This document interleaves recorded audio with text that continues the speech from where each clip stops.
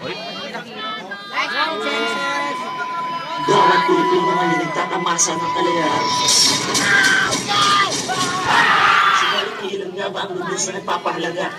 Ang lumagkarang sa ating karin ng ating pambansang bayani. Pagiging pagiging ugay at kalayahan ng mga pinagstigang buhay.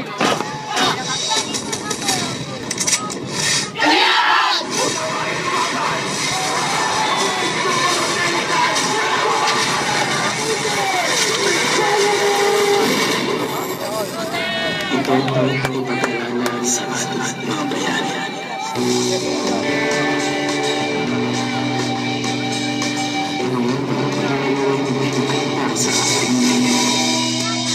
Tuwag binasan mo, bilisan mo ang takbo. Ilagang mga bombang nakatupag sa ulo mo. Mulat-mulat, tunay na makalaban.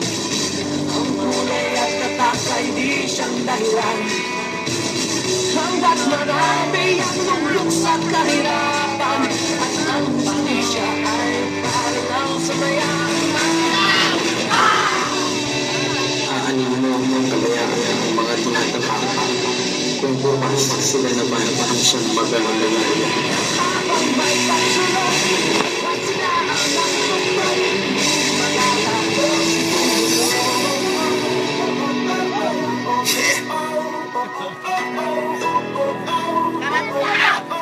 Simula na naman!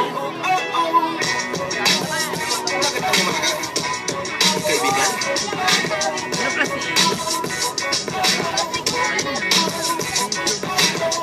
Ito na naman tayo pagsimula. Huluhan ng malalim, alisin ito ba? Tapos na ang kahapon, maging ngayon ang kailangan. Ari na bagyan ang bawat ang lahat ay mamulat. Susulat pa rin sa lahat ang aking kailangan. Bahala ako ang bahala. Kasama natin si Bahala.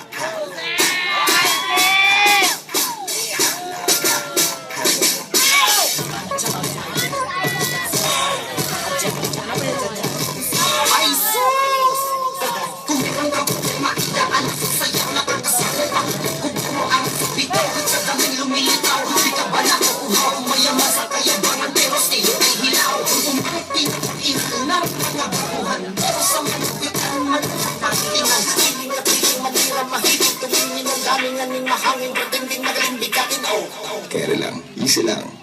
Di mo kailangan mag-Ingles para malaman nilang matalino ka. Di rin naman kailangan managalog para malaman nilang Pilipino ka. Pilipino ka, kalabaw ka, hindi ka baka. Hindi ka mansanas kundi mangga. At huwag mo nang asahang datnan ng panahon tatangos ang iyong ilong. Chong, hindi ka puti, kayong manggi ang kulay mo. Mahalaga kung anong kaya mong gawin. Gawing magaling. Tinutubok ng bawat ang dami ng gawang magaling.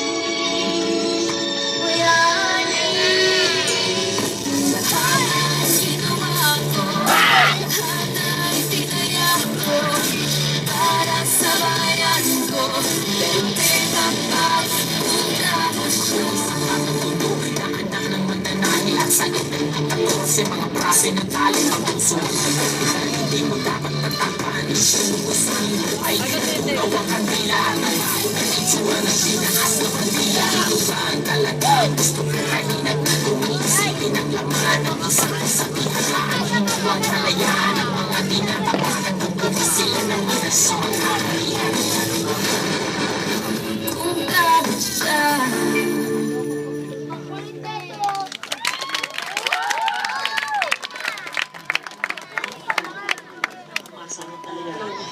Congrats!